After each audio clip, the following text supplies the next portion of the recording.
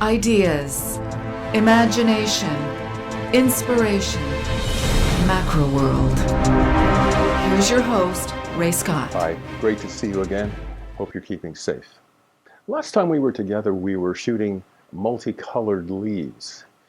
And if you haven't seen that video, or if you would like to check it out again, the link is right up above on that banner. Just click on that and go to that video, then come back to this one. But anyway, while we were doing multicolored leaves, I encouraged you to also pick up leaves that were imperfect, that were tattered.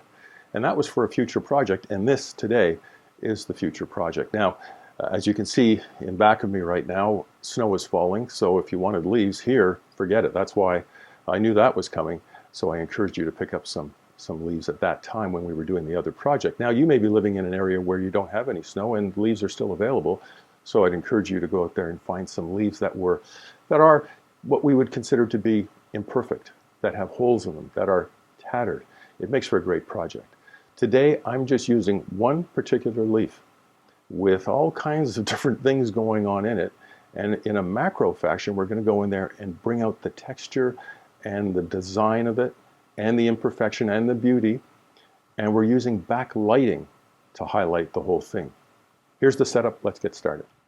Okay, so we're actually using a leaf from the last project with the multicolored leaves. Doesn't matter, it's the same principle exactly. I'm using a Lightbox because I wanted that white background, because that's what I wanted to incorporate into some of my shots. But you can use anything you want. You can shoot using a flashlight or flash through glass, anything you want. Just depends on things. Now, word to the wise here. If you're using a lot of the background, in my case, the white, your camera may think that it needs to underexpose, but actually it may need to overexpose. So you may need to use some exposure compensation and actually increase the exposure, that kind of thing. Your camera may be tricked into thinking, oh, I've got to make it darker. Probably not the case. If you're just shooting the leaf itself, it's different. You probably get a bang-on exposure. Now, the other thing is you want your lens parallel to the leaf so that you get maximum depth of field, and it should leave you with an aperture of about f8, f11. That should be just fine to get everything crystal clear. So as I said, I worked with one leaf for this particular project because, this is the leaf that I really liked. It just had all kinds of different things going on that I liked. It had the standard kind of holes you find in leaves, but it also had a couple of long holes or tatters in it. I just love the whole thing. Now, for this particular treatment, I didn't care for this shot. Right off the top, imperfect in the way it's designed for me. I didn't like the fact that I had a big white area at the bottom right, a white area at the bottom left, and also at the top left. That just did not work for me. Now, again, when you're doing this, it's going to be up to the way you want it to appear, right? What I like and what you like may be two different things, and that's okay. That's what it's all about.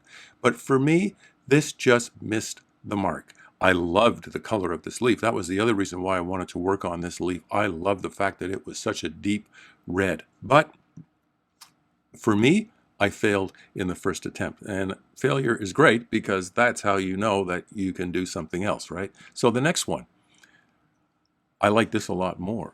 This is more the way I like to shoot photography. But again, it didn't completely speak to me properly. You know that little thing up on the right there, that little extra bit of white, which shows a little detail in the leaf, which is kind of nice, but I also find it a little bit distracting. I don't know how you feel about that.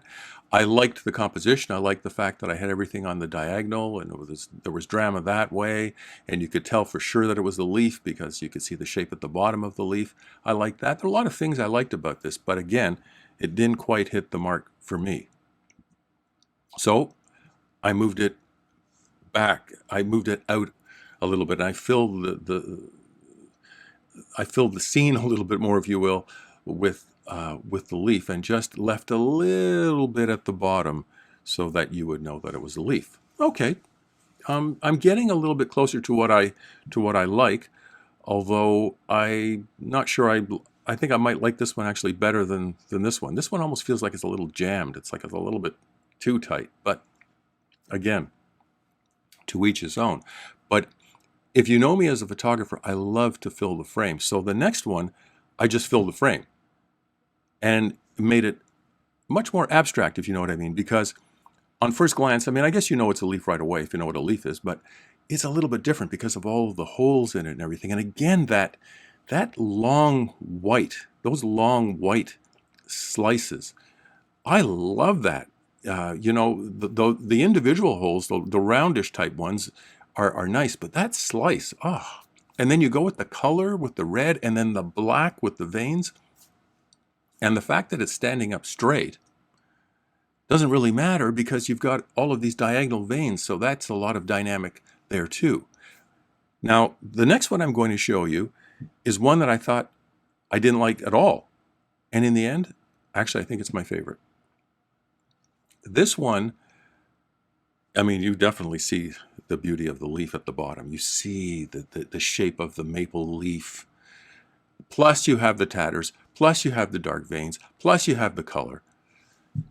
It kind of speaks to me. Now, I'm torn between the two because I'm going to print one of these two. I'm going to print either this one as kind of an abstract or this one as kind of, well, you know it's a leaf, but I'm just not sure. Anyway, I'm going back and forth.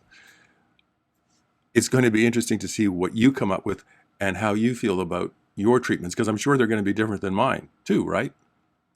Now, the last one I'm showing you is actually one of my least favorite, but I'm showing you because you may want to go black and white. And usually I like to go black and white, but for me, for this one, not so much. I really, really loved the color of this leaf, whether it's, you know, this one, which is more abstract, or this one, it's that red. I just got lucky with that. That particular tree was releasing these really red leaves. But, you know, hey, it's going to be what it is.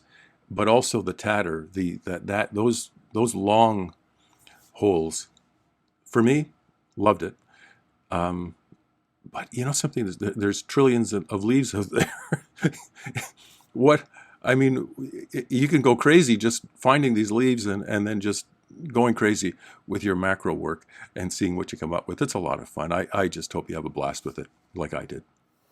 So in my case, as it turns out, I enjoyed the leaf that had the color. I liked that red mixing in with the black and the white. But you may want a black and white treatment.